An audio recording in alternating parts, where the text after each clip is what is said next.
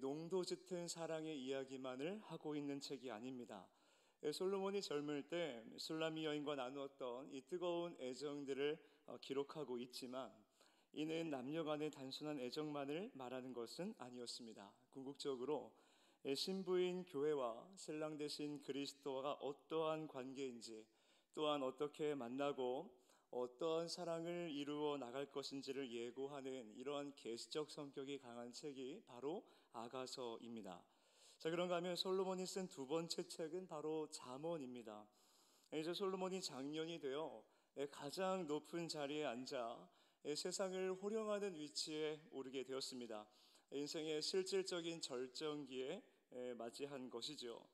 잠언은 그때의 경험 속에서 하나님이 주신 계시의 말씀들을 담은 책이었습니다.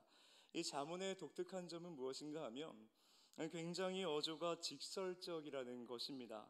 이렇게 하면 망한다, 이렇게 하면 패가 망신한다, 이렇게 하면 죽는다, 애둘러 말하는 표현이 없고 굉장히 직설적인 표현으로 이 잠언을 기록하고 있다는 것입니다.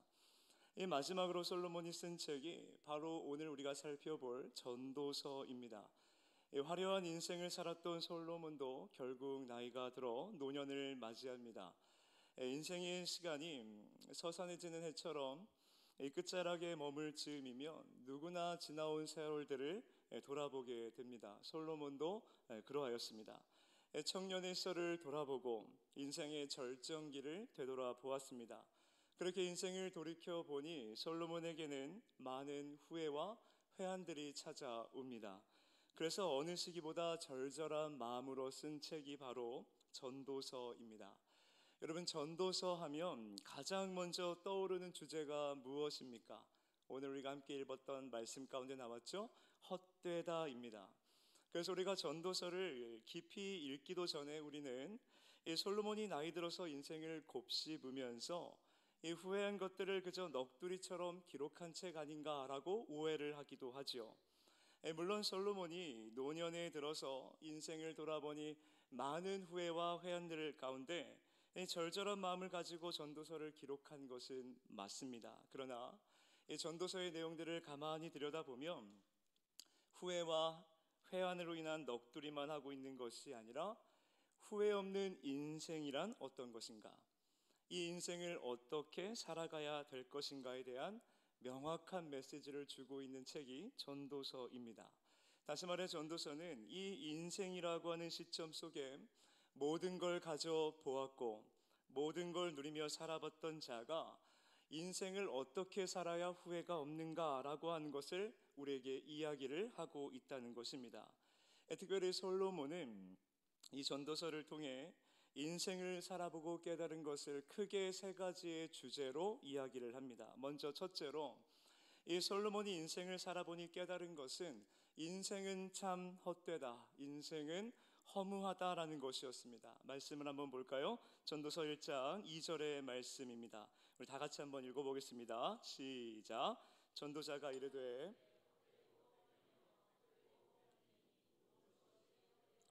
자, 헛되다라는 말이 지금 몇 번이나 나오죠? 5번이나 반복되어 등장합니다. 그만큼 솔로몬은 인생이 얼마나 허무하고 헛된지를 강조한다는 것입니다. 자, 그러면 여기서 솔로몬이 말하는 헛되다라는 말은 어떤 뜻일까요?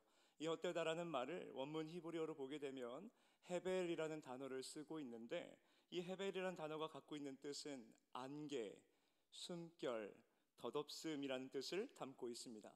그리고 이 단어를 영어 성경은 베네티라고 번역을 하는데, 이 베네티라는 단어는 라틴어의 어원을 두고 있습니다. 그 뿌리를 찾아가 보면 이렇습니다. 첫째, 잡았는데 바람 같더라. 잡았는데 바람 같더라. 그러니까 인생을 살면서 내가 무엇인가 확신에 가득 차서 내가 움켜쥐어 보았더니, 그래서 내 것이 된 줄 알았는데 남는 것이 아무것도 없었다라는 것입니다. 둘째, 거울에 비친 나라는 뜻입니다. 거울을 꺼내서 자신을 비춰보면 거울 속에 분명히 실체가 보입니다. 나의 이목구비가 뚜렷하게 보이지요.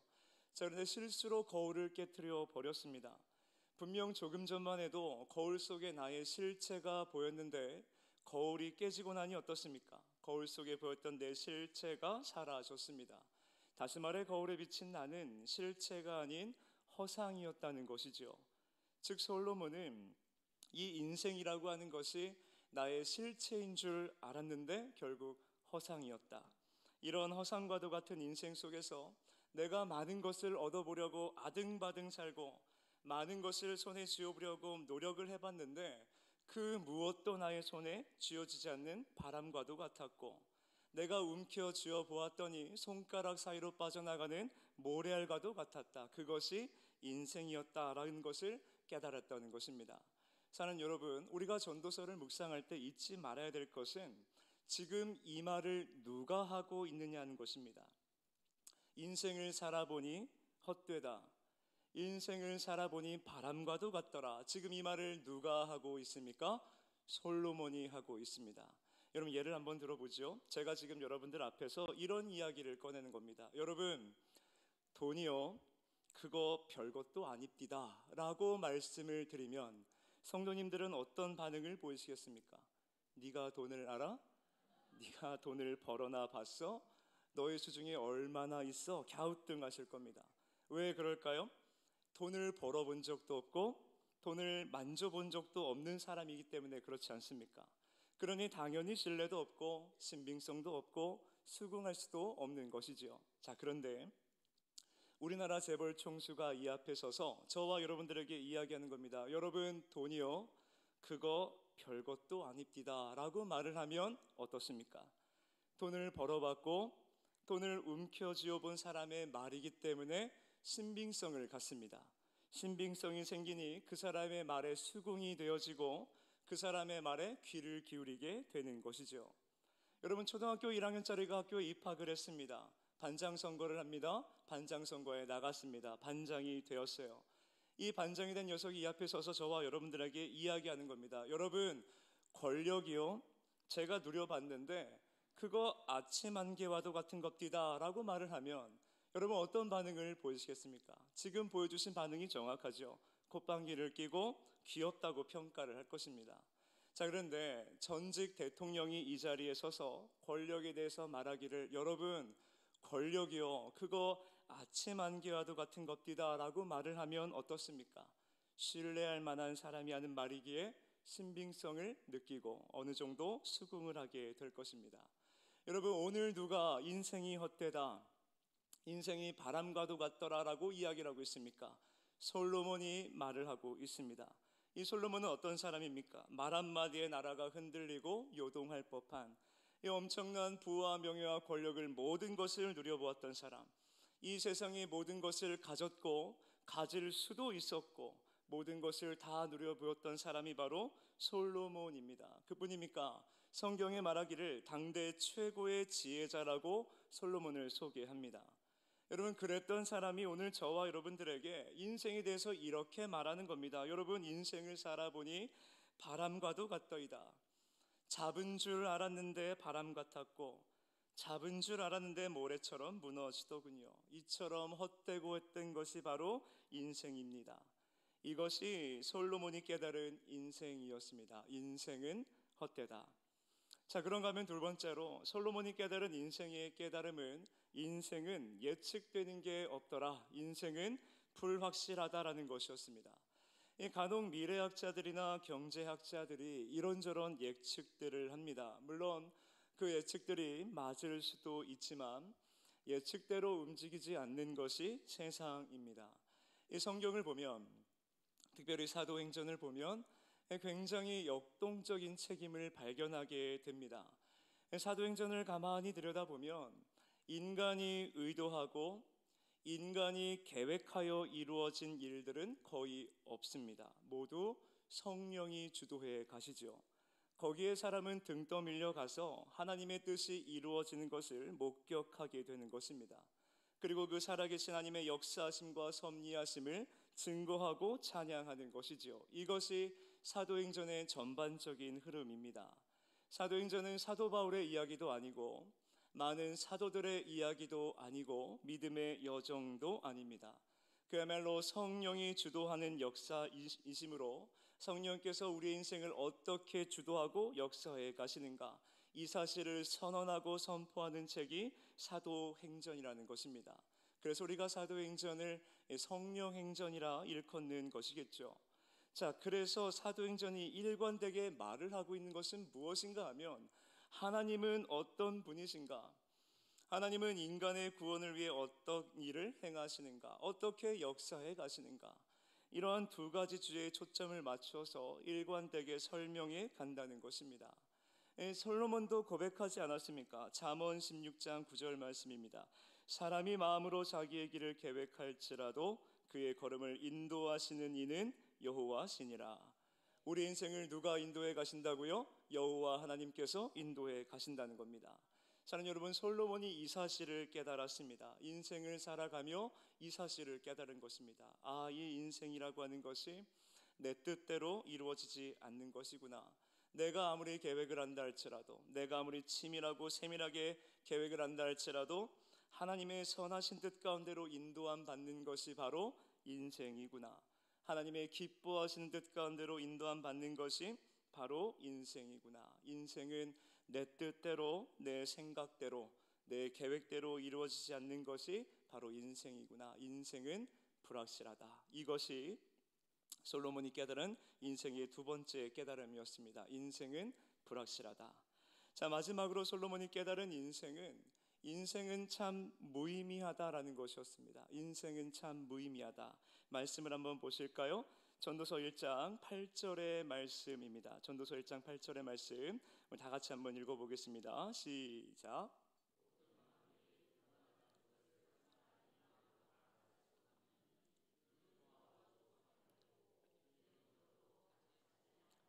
아멘. 자, 여기서 우리가 주목해야 될 단어가 있습니다. 바로 피곤하다라는 표현입니다. 여러분 한번 생각해 보십시오. 아무 상관이 없는 사람과 몇 시간을 같이 보내고 나면 어떻습니까? 아무 상관이 없는 사람, 이 사람과 내가 몇 시간을 함께 보냈습니다. 그러면 에너지가 넘쳐나십니까? 아니면 피로감을 느끼십니까? 피로감을 느끼게 됩니다. 왜 그럴까요? 아무런 상관이 없는 사람과 보내는 시간 속에서는 의미를 찾지 못하기 때문에 그렇습니다. 자, 그런데 내가 열렬하게 사랑하는 사람, 특별히 아내와 함께 있으면 어떨까요? 시간 가는 줄 모른다는 표현이 여기에 사용되는 표현이구나라는 것을 실제적으로 경험하게 됩니다. 하루라는 시간이 이렇게 짧았나. 아내하고 함께 있는 것이 너무나 즐겁고 아내와 나눈 대화가 너무나 행복한 것이죠. 왜 그렇게 시간을 짧게 느끼게 되는 걸까요? 사랑하는 사람이기 때문에, 그 시간 속에서 의미가 가득하기 때문에 그렇습니다. 오늘 솔로몬은 표현하기를 모든 만물이 피곤하다라고 표현했습니다. 여기서 말하는 피곤하다라는 말이 무의미하다라는 뜻입니다. 단테의 신곡을 보면 지옥문에 이러한 글귀가 새겨져 있다고 설명을 합니다. 이 문으로 들어오는 자 모든 희망을 버려라. 이 문으로 들어오는 자 모든 희망을 버려라. 여러분, 지옥하면 가장 먼저 떠오르는 이미지가 무엇입니까? 불, 고통, 아마도 이런 것들이 가장 먼저 떠오를 것입니다. 맞습니다. 지옥은 정말 고통스러운 곳이지요. 하지만 이 육체적인 고통은 지옥의 고통 가운데 일면에 불과할 것입니다. 정말 지옥이 고통스러운 이유는 거기에는 아무런 의미가 없기 때문입니다. 의미가 없는 것만큼 이 사람을 미치게 하는 것은 없습니다. 이 그리스 신화를 보면 이런 장면이 있습니다. 시시포스 왕이 가파른 언덕으로 돌을 굴려 올리라고 하는 형벌을 받게 됩니다. 그래서 그 형벌을 따라 시시포스 왕이 애써서 돌을 정상까지 올리면 이 정상에 있는 사람이 그 돌을 다시 아래로 떨어뜨려 버립니다. 그러면 시시포스 왕은 다시 내려가서 돌을 힘겹게 굴려 올라가고, 그렇게 정상에 오르면 정상에 있는 사람이 또다시 돌을 아래로 떨어뜨립니다. 이 일을 영원히 반복을 시킵니다. 이 노동의 양이 많아서 힘든 것이 아닙니다. 우리가 인생을 살아갈 때 힘든 이유는 아무런 의미를 찾지 못할 때 우리는 엄청난 고통을 느끼게 되는 것이죠. 실제로 이런 형벌이 있었습니다. 러시아에서는 낮이 되면 모든 죄수들을 밖으로 불러내어서 언 땅을 파게 만듭니다. 여러분, 러시아가 얼마나 추운 나라입니까? 그 꽁꽁 얼어붙은 땅을 한번 파려면 얼마나 괴롭고 힘이 든지 모릅니다. 자, 그렇게 죄수들에게 땅을 파게 만드는데 힘들게 애써서 땅을 다 파고 나면 판 땅을 다시 흙으로 덮게 만듭니다. 그래서 판 땅을 다 흙으로 덮어 나면 바로 옆에 있는 땅을 또다시 파게 합니다. 그리고 그 판 땅을 다시 흙으로 덮게 합니다. 이 일을 매일 반복시킵니다. 여러분, 이 과정 속에서 수많은 사람들이 죽어 나갔습니다. 육체적인 노동 때문에 힘든 것도 힘든 것이지만 실제로 이 죄수들이 죽어나간 이유는 정신분열, 극심한 우울증, 그로 인한 자살이 이유였습니다. 사람은 인생을 살아갈 때 의미를 찾지 못할 때 괴롭고 엄청난 피로감을 느끼며 엄청나게 힘들다는 것을 느끼게 됩니다. 오늘 솔로몬이 말하는 피곤하다라는 말이 바로 이런 맥락입니다. 내가 이 인생을 살아가면서 이런저런 것들 다 가지고 다 누려 보았는데 아무 의미가 없더라.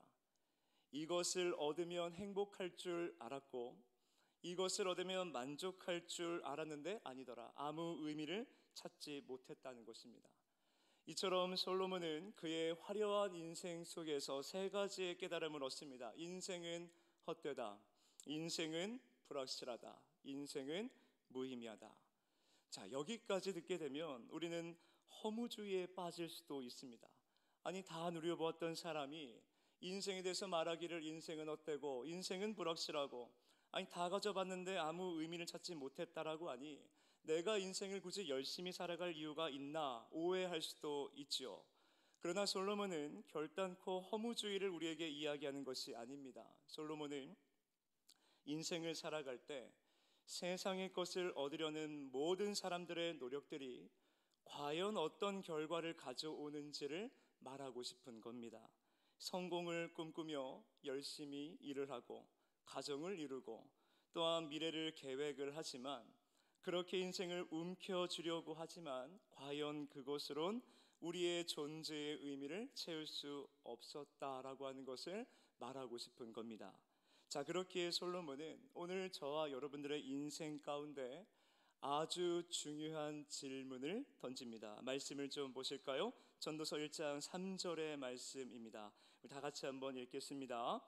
해 아래에서 수고하는 모든 수고가 사람에게 무엇이 유익한가? 여러분, 솔로몬이 지금 어떤 질문을 하고 있습니까? 무엇이 유익한가? 이 무엇이 유익한가라는 말을 원문 그대로 해석을 하면 무엇이 남는가라고 해석이 되어집니다. 이 무엇이 남는가라는 말을 영적으로 해석하면 무엇이 영원한가? 이렇게 해석이 되어지는 겁니다. 여러분, 솔로몬이 인생을 살아보고 깨달은 것이 무엇이었습니까? 인생을 살아보니 모든 것이 헛되고 모든 것이 불확실하고 의미가 없었다. 이것이 솔로몬이 얻은 깨달음 아니었습니까? 자, 그러면 이 인생 속에 과연 무엇이 바람과도 같지 않고 과연 무엇이 무의미하지 아니하며 영원히 남을 수 있는 것일까요? 이것이 오늘 솔로몬이 저와 여러분들에게 던지고 있는 질문이자 도전인 것입니다. 우리의 인생 속에 무엇이 영원한가? 자, 그러면 해 아래 영원한 것, 다시 말해 우리의 인생 속에 영원한 것은 무엇일까요? 하나님은 성경을 통해 명확하게 답을 주고 계십니다. 이 해 아래 영원한 것, 그 첫 번째는 히브리서에서 찾을 수가 있는데요. 히브리서 13장 8절의 말씀 다 같이 한번 보겠습니다. 히브리서 13장 8절 말씀 다 같이 읽어보겠습니다. 시작. 예수 그리스도는, 우리 한 번 더 읽어볼까요? 예수 그리스도는 어제나 오늘이나 영원토록 동일하시니라. 아멘. 우리의 소망 되신 예수 그리스도, 예수님은 어제나 오늘이나 영원토록 동일하신 줄 믿습니다. 자, 오늘 솔로몬이 무슨 고백을 했습니까? 나는 이 세상을 살아가며 모든 걸 다 가져보았다. 인생 속 모든 걸 다 누려보았다. 그것들을 얻어내려고 안달복달하며 살아왔는데 늘 결핍과 경쟁 속에 늘 피곤한 삶을 살아왔는데, 그래서 내가 모든 걸 다 가진 줄 알았는데 바람과도 같았고 무의미했다. 아무리 얻어내도 공허했고 아무리 얻어내도 만족을 누리지 못했고 그렇게 나는 공고한 인생을 살았다. 해 아래 영원한 것은 아무것도 없었다. 이것이 솔로몬이 깨달은 인생이지 않았습니까? 그런데 오늘 성경은 예수 그리스도에 대해서 무엇라 선언을 합니까? 만주의 주 되시는 예수 그리스도께서는 어제나 오늘이나 변함없이 영원하시다. 예수 안에 영원한 생명이 있고 예수 안에 영원히 샘솟는 샘물이 있다. 우리에게 선언하고 있습니다. 사랑하는 성도 여러분, 우리가 살아가는 이 유한한 세상 속에서 결국 사라지고 썩어질 이 세상 가운데 우리에게 가장 절실히 필요한 것은 무엇이겠습니까?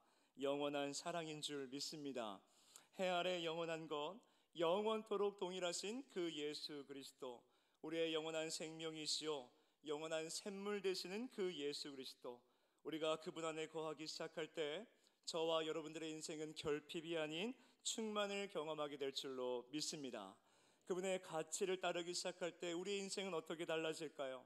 우리의 인생은 더 이상 무의미한 인생이 아니라 예수로 인하여 온통 목적이 가득한 존귀한 인생이 되는 줄 믿습니다. 더 나아가서 우리는 영원토록 하나님의 보살피심과 인도하심을 받게 된다는 사실을 믿으시기를 바랍니다. 시편 기자는 뭐라고 고백을 할까요? 시편 48편 14절입니다.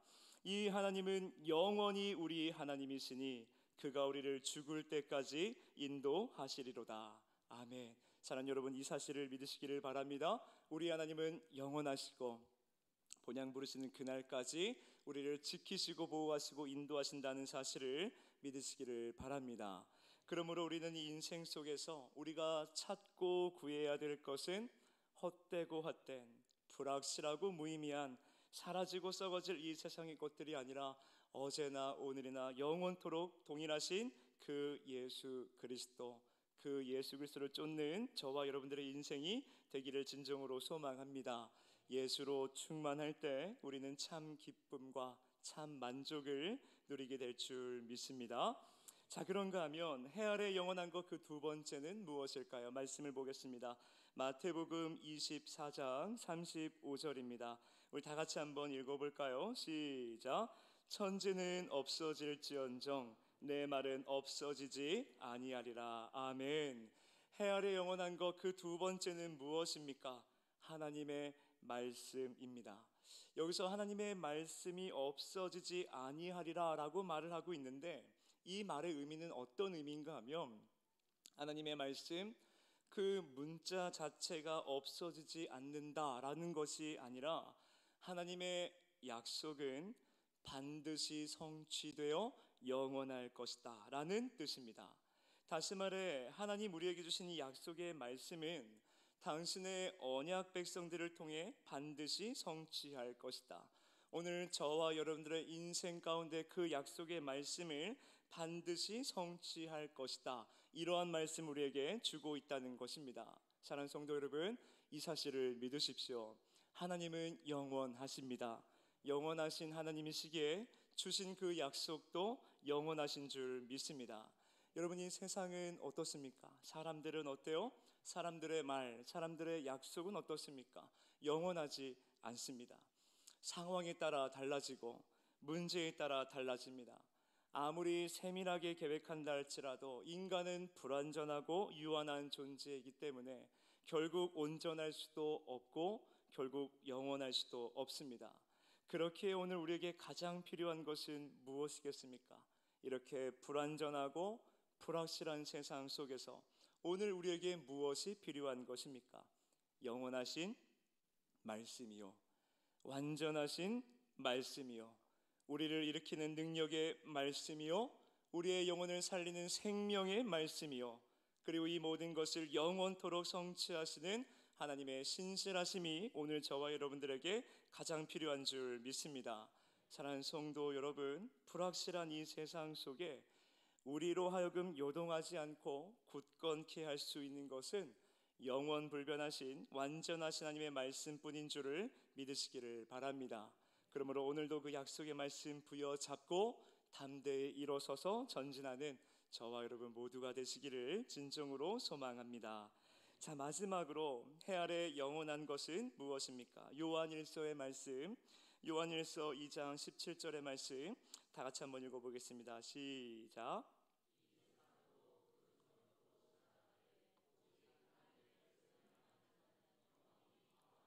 아멘. 자, 세상도 정욕도 모두 지나간다. 결국 세상의 것은 다 지나가게 되는 것입니다. 그런데 놀랍게도 오직 하나님의 뜻을 행하는 자는 어떻다 말씀하세요? 영원하다 말씀을 하십니다. 하나님의 뜻을 행하는 자란 무엇을 말하는 것일까요? 또한 하나님의 뜻은 대체 무엇일까요? 이에 대해 하나님은 이렇게 정의를 내려주십니다. 요한복음 6장 40절의 말씀입니다. 내 아버지의 뜻은 아들을 보고 믿는 자마다 영생을 얻는 이것이니 마지막 날에 내가 이를 다시 살리리라 하시니라. 아멘. 자, 하나님의 뜻은 무엇이라 말씀을 하십니까? 내 아버지의 뜻은 아들을 보고 믿는 자마다 영생을 얻는 것이다. 그러니까 예수님을 믿고 모든 사람들이 영생을 얻는 것이 하나님의 뜻이라는 것입니다. 그리고 그 뜻 가운데 순종하고 행하는 자는 영생을 얻는다 말씀을 주십니다. 자, 그러면 영생이라고 하는 것은 대체 어떤 개념일까요? 요한복음 17장 3절의 말씀입니다. 다 같이 한번 읽어볼까요? 요한복음 17장 3절의 말씀 함께 읽겠습니다. 영생은 유일하신 참 하나님과 그가 보내신 자 예수 그리스도를 아는 것이니이다. 자, 하나님 참 명쾌하게 답을 주시죠. 영생은 무엇입니까? 유일하신 참 하나님과 그 보내신 자 예수 그리스도를 아는 것이 영생인 줄 믿습니다. 예수 그리스도를 안다는 것은 무엇을 의미할까요? 친밀한 관계를 뜻하는 것입니다. 그래서 주님도 말씀하지 않습니까? 내가 너희 안에, 너희가 나의 안에. 우리가 그리스도 안에, 그리스도가 우리 안에 있으면서 서로 영원한 교제를 나누는 것이 바로 영생이라는 것입니다. 그리고 그 영생을 얻는 것이 바로 하나님의 뜻입니다. 모든 사람들이 참 생명 되시고 참 만족을 주시는 그 하나님과 친밀한 교제를 영원토록 나누는 것이 우리 하나님의 뜻이라는 것입니다. 사랑하는 여러분, 우리의 인생에서 영원한 것은 세 가지밖에 없습니다. 우리 주 예수 그리스도, 하나님의 완전하신 말씀, 하나님의 뜻을 행하는 자. 자, 그러면 우리가 이 사실을 깨닫고 인정하고 믿는다면 그럼 이제 우리는 이 땅을 어떻게 살아가야 되는 것일까요? 이에 대한 답을 솔로몬은 본문 1절 말씀에 살짝 감추어 두었습니다. 말씀을 좀 보십시오. 전도서 1장 1절의 말씀 다 같이 읽어보겠습니다. 시작. 다윗의 아들 예루살렘 왕 전도자의 말씀이라. 자, 솔로몬이 자기를 소개할 때 세 가지로 소개를 합니다. 첫째, 다윗의 아들이요. 둘째, 예루살렘의 왕이요. 셋째, 전도자입니다. 자, 우리가 보는 개역개정으로는 다윗의 아들, 예루살렘의 왕, 전도자 이렇게 순서가 되어 있는데 이 전도서가 쓰여진 히브리어 원문을 보게 되면 순서가 다릅니다. 제일 먼저 솔로몬은 자기 자신을 소개할 때 나는 전도자요, 나는 다윗의 아들이요, 나는 예루살렘의 왕이라 소개를 합니다. 여러분, 이 순서가 왜 중요한가 하면 히브리인들은 자신을 소개할 때 가장 중요한 수식을 가장 먼저 소개했기 때문에 그렇습니다. 다시 말해 솔로몬은 전도서를 기록하면서 자신의 인생을 소개할 때 인생을 살아보니 이 다윗의 아들이라는 사실도 중요하고 영광스러웠지만 예루살렘의 왕이라는 것도 매우 중요하고 영광스러웠지만 나는 이 인생을 살아갈 때 전도자로 살아가는 것이 가장 중요했고 가장 고귀했고 가장 영광스러웠다는 것을 우리에게 이야기하는 것입니다. 결론적으로 솔로몬은 오늘 이렇게 말하는 것입니다. 이 인생의 모든 걸 다 가져봤지만 다 누려봤지만 인생은 헛되고 불확실하고 의미 없는 것 투성이었다. 이 세상의 것들은 결국 다 사라지고 썩어질 무의미한 것들이었다. 그렇게 인생을 의미 없이 살다 보니 해 아래 영원한 것이 무엇인지 나는 더욱 분명하게, 더욱 선명하게 깨닫게 되었다. 우리의 인생 가운데 영원한 것, 가장 가치 있는 것은 우리 주 예수 그리스도. 어제나 오늘이나 동일하신 그 예수 그리스도, 그분만이 나의 인생에, 나의 영혼의 결핍을 채우고 내 영혼의 갈증을 채우시는 진정한 생명이요, 진정한 기쁨이요, 진정한 행복이었다. 이것을 솔로몬은 우리에게 이야기합니다. 사랑하는 성도 여러분, 우리가 살아가는 이 인생 마치 전쟁 같지 않습니까? 우리가 살아가는 세상은 끊임없이 우리에게 의미를 만들어내라고 요구를 합니다. 그렇게 영원하지 않은 이 세상의 것을 얻으려 쫓고 쫓기는 경쟁이 우리에게 주는 것은 무엇입니까? 엄청난 피로감입니다. 하루도 벗어날 수가 없습니다. 그렇게 경쟁에 치이며 살다 보면 어떻습니까? 자신감은 점점 없어지고 무능한 자신의 모습을 보면서, 남처럼 앞서지 못하는 자신을 보면서 원망스럽기도 하고, 또한 힘들고 지친 몸을 어디 기댈 곳도 없습니다. 여러분, 이렇게 고단한 인생을 살아갈 때 우리에게 필요한 것이 있다면 그것은 무엇이겠습니까? 이 세상을 살아갈 수 있게 하는 힘이 필요한 줄 믿습니다. 이 세상을 살아갈 때 절대로 기죽지 않게 하는 힘이 필요한 줄로 믿습니다.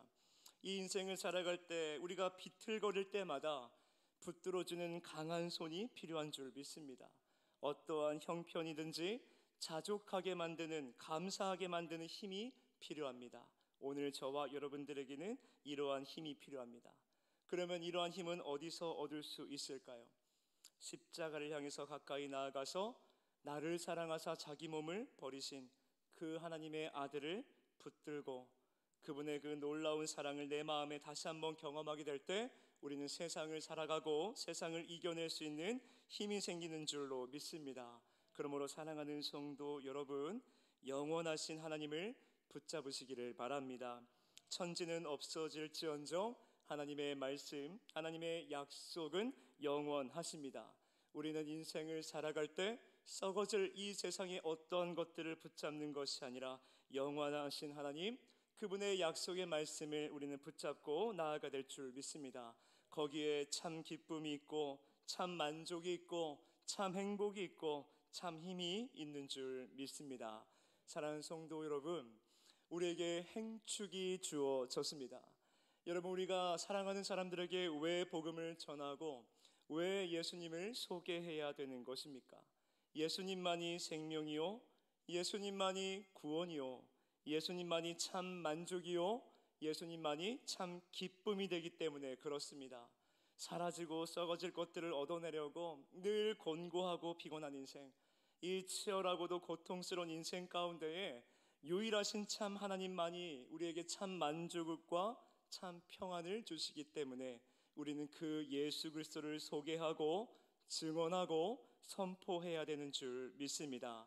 그러므로 나의 사랑하는 사람들에게 이 예수님을 소개하기를 원합니다. 영원하신 참 하나님만이 우리에게 영생을 주십니다. 영원하신 참 하나님만이 우리에게 참 만족을 주십니다. 영원하신 참 하나님만이 이 인생을 살아갈 때 힘이 되십니다. 영원하신 참 하나님만이 나의 인생을 의미로 채워주십니다. 사랑하는 여러분, 이 사실을 믿으시고 이 하나님을 증거하고 선포하는 지혜로운 전도자로 살아가시는 저와 여러분 모두가 되시기를 진정으로 소망합니다. 또한 예수로 충만함으로 오늘 우리에게 맡겨주신 이 삶 가운데에 믿음으로 승리하는 저와 여러분 모두가 되시기를 진정으로 소망합니다. 아멘. 자, 이 시간에 이러한 믿음을 가지고 함께 찬양하기를 원하는데요.